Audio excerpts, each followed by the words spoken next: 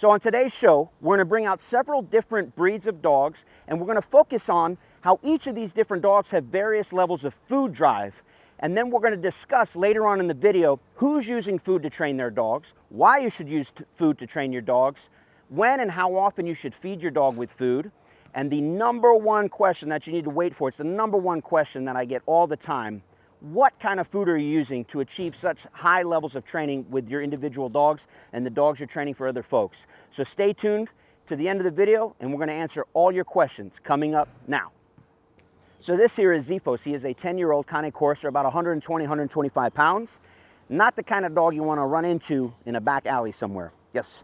His food drive, from a scale of 1 to 10, I'd say like a solid 8 or 9. Not manic for the food, but highly, highly focused, as you can see. Yes. So right now we're going to answer the question, who should be using food training to train their dogs? Yes. And the answer is you, the folks at home, can use food to train your dogs. Why? Because police canine handlers, those that know what they're doing, they're using food to train their dogs. And also the best professional dog trainers in the world are also using food to teach their dogs all kinds of obedience, tricks, you name it. You can use food to teach pretty much anything you want. When we bring the next dog out, we're going to be answering the question, why should you be using food to train your dog?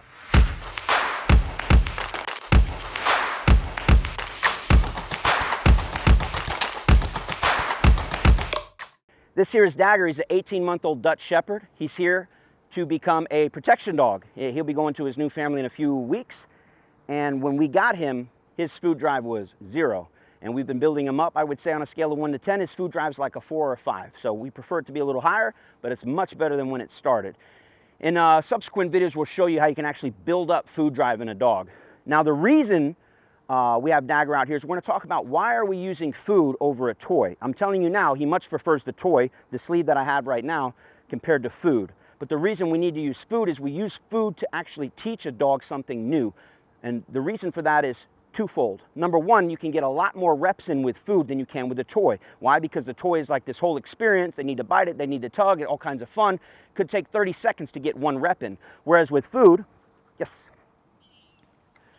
that's 1 rep, off, yes, 2 reps, sit, yes, 3 reps. We got 3 reps in about 10 seconds using food, so you can get more reps in. That's the first tip. The other reason why is because usually a dog that has super high toy drive cannot concentrate enough to learn something new. They're so going bonkers for the toy that they can't think clearly. And you can't teach something new if the dog's not thinking clearly. So food is a very strong drive, but it's like a low, constant drive that they can think and learn new things through. Whereas when you introduce a toy, which you're going to see in just a second, it puts them into overdrive and they can't think as clearly. So he's been waiting long enough. We'll give him a bite.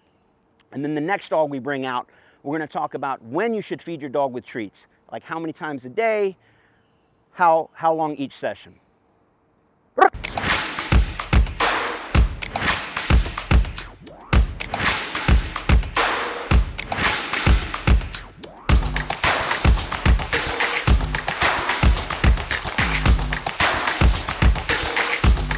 right, so this here is Cujo. He is a 5.5-month-old Presa Canario who's 2 weeks into a 4-week puppy board and train program here with us. Yes, it's an off-leash program. He's not off-leash yet.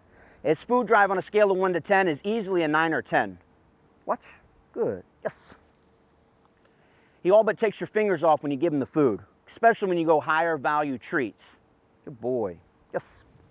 Now, in this particular section, we're going to talk about when you should be feeding your dog, when you should train with food. And our recommendation is you can get your dog to an extremely high level. I'm talking professional obedience training just 2 to 3 times a day. That's it, 2 to 3 times. You don't want to overdo it. And those sessions could be anywhere from 5 minutes per session up to maybe maximum 30 minutes per session. Now with a younger dog or a dog that has lower food drive, you want to keep that session short, concise, power-packed, full of fun, 5 minutes or less. Yes. If the dog has higher food drive and it's not too hot out, you could stretch it up to 30 minutes, but that's atypical. Your average is going to be around 10, 15, maybe 20 minutes for most dogs. Good boy. Yes. Watch. Yes. Got a little distraction in the background. So that should answer your when. In the next clip, we're going to bring out another dog who's pretty sharp. He's finishing up a 4-week board and train. He is off leash. His food drive is a solid 7 all day long. And at that point, we're going to explain to you what kind of treats we're using to answer that number one question. So we'll see you in the next clip. All right, for those of you who stuck around to the end, we're going to finally answer, what are you feeding your dogs? It's the number one question we get asked all the time on our channel, because I see these dogs performing to such a high level. They're like, you got to be feeding some kind of crazy treats. What kind of treats are you using? Come on, you got to tell me. How much you spending on those treats? Here comes the answer. Are you ready for it? I am using kibble, just regular kibble. Now, we use a particular brand, but we're only using that particular brand not because it's some special brand. I mean, we like it, but there's nothing that it doesn't taste that extra special. The reason we're using this different brand is because of the size of the kibble. We'll show you up close in a minute. But the kibble is from Royal Canin. I call it Royal Canine. But the only reason we're using it, aside from it being a premium brand dog food, it's just the size of the kibble. Very easy to deliver. Yes. I can deliver it without it dropping all over the floor. I can hold it many different ways in my hand. And it's just an easy way to deliver it. But that's it. Now, why are we using kibble? Yes. As opposed to high value treats. Why are we not spending $30 on an 8-ounce bag of dog, like a dog treat? First off, that's ridiculously expensive. And if you go back to my previous section where we talked about how often, 2 to 3 times a day, 20-minute sessions, give or take, maybe 15-minute sessions, you could be spending $30 a day, yes, just feeding your dog treats. And then they're going to get fat. They're going to get fat, out of shape, and we don't want to do that. So here comes the theory behind why we're using kibble and how we're able to use kibble. Yes. So, and they're jacked for kibble, let me tell you. Let me tell you why. We're going to use a human example. So the human example is this.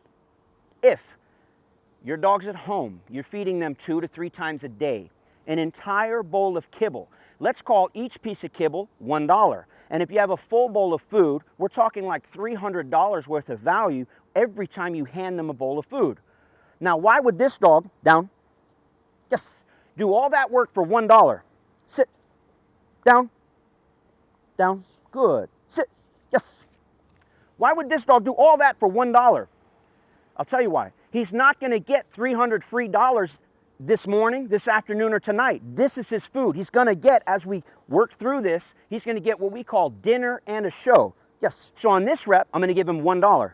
Down, yes. On this next rep, because I'm feeling generous, he's going to get $5. Down, yes. We'll jackpot him right there. We call that a mini jackpot. Now let's get into the theory of how we're able to use kibble over what we would call like steak and caviar all day, every day. Here's the thought process. If you're feeding your dog kibble morning, noon, and night, that'd be equivalent, down, down, good, stay. If you're feeding your dog kibble morning, noon, and night, $300 bowl of kibble every time they eat, that would be equivalent to me taking you out to McDonald's morning, afternoon, and evening and buying you like 3 or 4 cheeseburgers. That's great. You're going to get nice and fat. That's beautiful. Now, what happens after you eat 4 cheeseburgers in the morning, 4 cheeseburgers in the afternoon, 4 cheeseburgers in the evening, and then I come to you after you've eaten those 3 meals, a couple hours later, I said, hey, would you like me to take you to the most fancy restaurant there is and buy you a beautiful filet mignon? I mean, you'd be probably happy we're going to go to a fancy restaurant, but when we get there and you sit down and you finally get that filet mignon in front of you, how hungry are you going to actually be for that? I'm talking steak and lobster dinner. You're going to be filled up on the cheap stuff. So you're not going to have that hunger, and you're not going to appreciate that filet mignon and that lobster as much as if, here's scenario 2. You don't have breakfast, you don't have lunch, you don't have dinner. Oh, you've been working hard all day long, and then I come to you and say, hey, here's a quarter pounder with cheese with a side of fries. It's not the best food on the planet, but you have not eaten all day. You are going to be jacked for a quarter pounder with cheese. I hope that makes sense to you. So I'm not encouraging you to starve your dog all day and feed him only in the evening. That's absolutely not at all what I'm saying. What I'm saying is let your dog appreciate and savor the flavor of a quarter pounder with cheese. Once you go filet mignon, they don't care about the quarter pounder with cheese anymore. They only want the good stuff. So you got to be very careful what kind of treats you introduce your dog at a young age. So he is jacked for some kibble. We can talk a little bit later in our subsequent videos that yes, sometimes we supplement our kibble with a little bit of treats here and there, but it's very few and far between. All right, so that ends this section, and in the final section, we're going to talk about what the upcoming videos are going to share with you. So stay tuned for that. All right, so that wraps it up, folks. In the next few video series on food training, we're going to talk about fasting your dog, the power of fasting your dog. We're also going to talk about how to deliver, different ways to deliver food with your hand, with your mouth, all kinds of neat things. Also how to build food drive, so important. Without food drive, you have almost nothing. One of the techniques we're going to talk about is called transference of value, how to take the value of something else non-food related and bring it into the food. And ultimately, I just want to thank Will for the opportunity. Thank the Fenrir Canine Training family for checking out our video. And if you like what you saw, be sure to like, share, and subscribe to this video. Leave some comments below. Let Will know how much you like this video and that you want to see more. Also, post in the comments anything specific you might want to see. If you head over to our channel, you're going to see all kinds of different dog training. We always have different dogs in and out. We train anything from 8 weeks old to 8 years old, bite work, positive training, balance training, you name it, we do it all. And just make sure to like, share, and subscribe. And I'll send it back over to Will, the Bearded Wonder.